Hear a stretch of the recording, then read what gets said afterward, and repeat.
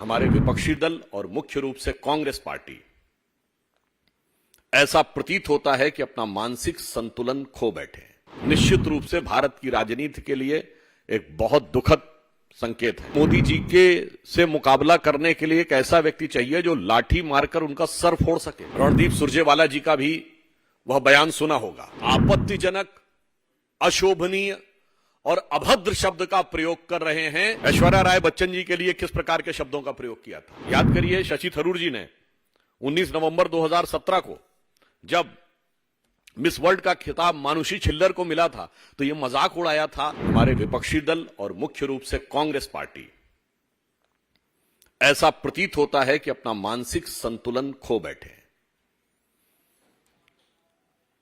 आपके संज्ञान में यह तथ्य निश्चित रूप से आया होगा कि छत्तीसगढ़ में नेता प्रतिपक्ष श्री चरणदास महंत ने हम सबके प्रिय प्रधानमंत्री आदरणीय नरेंद्र मोदी जी के प्रति एक बार पुनः वैसे ही घटिया और आपत्तिजनक शब्दों का प्रयोग किया है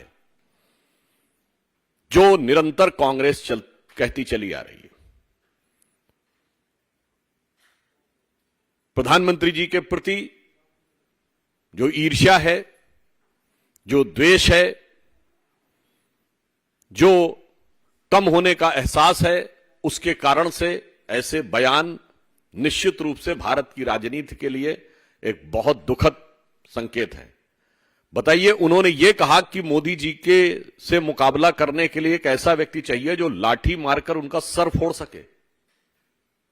मैं पूछना चाहता हूं, ये मोहब्बत की दुकान से कौन कौन से फरमान हैं? ये कांग्रेस पार्टी तो अपने को गांधी की परंपरा का उत्तराधिकारी स्वघोषित होने का, one and exclusive copyright holder होने का दावा करती है, तो क्या गांधी जी लाठी इसीलिए रखते थे?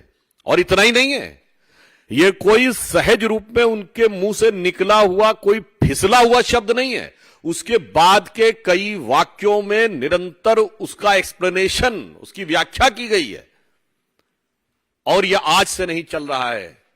मान्यवर, मैं याद दिलाना चाहता हूं कि 2014 के चुनाव में आज के कांग्रेस के सहारनपुर के प्रत्याशी इमरान मसूद ने कहा था कि मोदी जी की बोटी बोटी कर डालूंगा, वहां से लेके सर फोड़ने तक। मैं पूछना चाहता हूं कांग्रेस पार्टी से कि कितने निम्न स्तर तक आप जाने के लिए तैयार हैं? कोई बात नहीं, जनता मोदी जी को समर्थन और प्रेम देकर उतने ही उच्च स्तर तक ले जाने के लिए तैयार है। और प्रधानमंत्री जी देश के सभी वर्गों के लिए जिस प्रकार से उनको किस ऊंचाई पर ले जाने के लिए तैयार हैं और ये किस नीचाई पर ले जाने के लिए तैयार हैं, इसका भी एक अन्य उदाहरण है।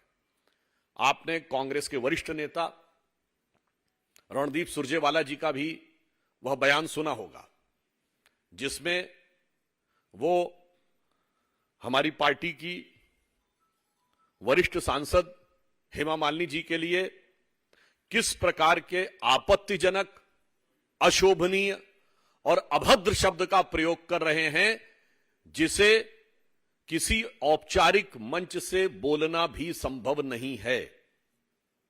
यह भारत की राजनीति में कांग्रेस पार्टी के द्वारा महिलाओं के प्रति अवमानना की एक नई निम्नता है। आपने देखा था अभी कुछ दिन पहले राहुल गांधी जी ने ऐश्वर्या राय बच्चन जी के लिए किस प्रकार के शब्दों का प्रयोग किया था।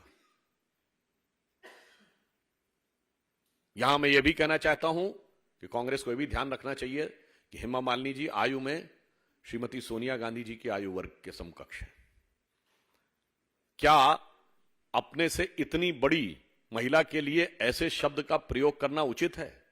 हेमा मालिनी जी स्वतंत्र भारत के बाद के समय में जो सेल्फ मेड महिलाएं हैं, यानी आत्मनिर्भरता के द्वारा, अपने प्रयास के द्वारा स्थापित होकर राष्ट्रीय स्तर पर एक पहचान बनाने वाली महिलाओं की जो एक शक्ति है, वो उसकी प्रतीक है।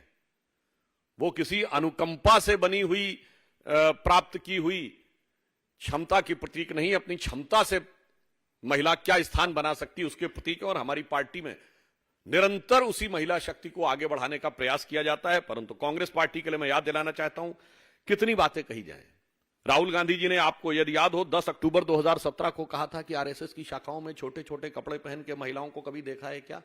ये छोटे कपड़े शब्द का क्या तात्पर्य था? राहुल गांधी जी का बड़ा प्रसिद्ध बयान है, आप याद करिए, कि लोग मंदिर जाते हैं छेड़खानी करने के लिए, यानी सनातन धर्म, हिंदू धर्म के पवित्र स्थान को के साथ महिलाओं के अपमान की बात को जोड़ने का प्रयास करना। अभी हाल ही में आपने संदेश खाली के बारे में तो देख ही चुके हैं।